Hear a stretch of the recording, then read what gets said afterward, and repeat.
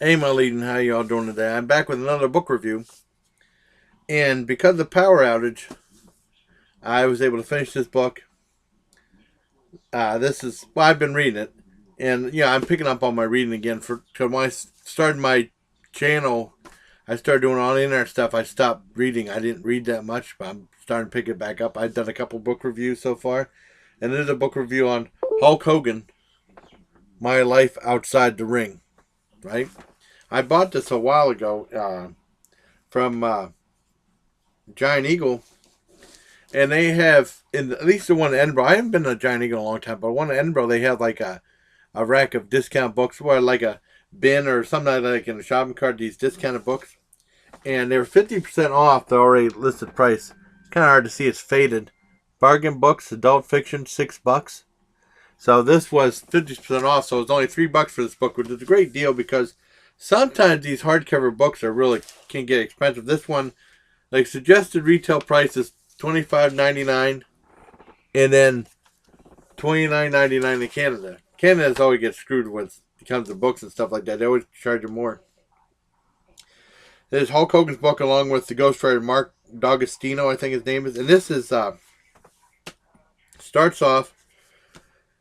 Well, it goes back. I mean, basically surrounded by when his life was in a bad way because of Nick's horrible accident that put his friend John in the hospital, never to recover, the Rocky War vet.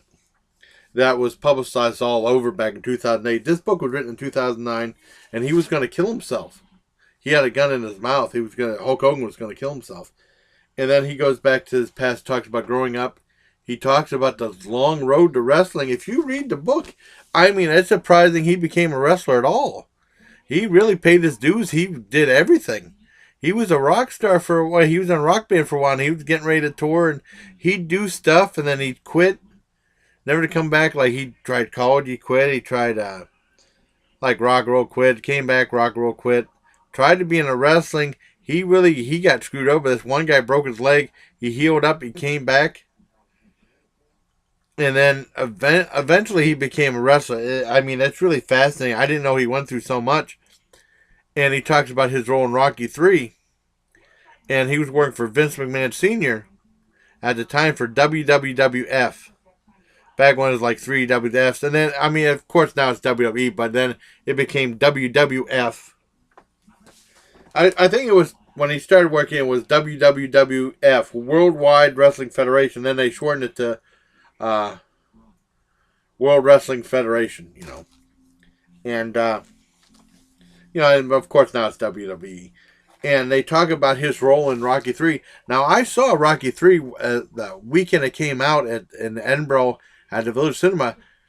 I remember the opening scene. I didn't know who the heck the guy was. So I just assumed it was just a scene with another guy. I didn't know who it was. It was Thunderlips. I thought it was funny with the whole wrestling thing, and I didn't know who it was. And then later on, much later on in the night, or maybe in 2000, I haven't seen the movie since 2000 or something. My dad said, "You got to see this Hulk Hogan in the movie." That was the guy in Rocky 3, because I didn't know who he was back then. Because it's really weird if you see somebody in a movie that you know real well, and then they become real famous, and you go back and go, I didn't know he starred in that. But no, Hulk Hogan starred in Rocky 3, and then they talk about that. They talk about him meeting Linda, and Linda must be is a real bitch on this one. Because I remember on a talk show, not on a talk show, on the reality show Hogan Knows Best, they were saying that Linda was really bad, and they were trying to, I got a message from Tony probably, and I got sidetracked. They were trying to hide Linda's erratic and very mean behavior. She was an alcoholic. She was yelling and screaming and everything. And I remember from the clip, that's why I started to think Linda was a real bitch when Hulk Hogan said, well, I can't really do this one thing. And she said, no, you're going to do it because I've become accustomed to this lifestyle, and and I want to keep living this lifestyle. Like, oh my God, my dad was like saying, boy, she's a bitch. And no, she's a real bitch in this. And then it goes to talk about the unfortunate car accident that Nick had, which I still feel uncomfortable about reading that because they got really smeared in the press. And then they talk about him meeting his turning his life around, American Gladiators, and some of that it gets a little depressing.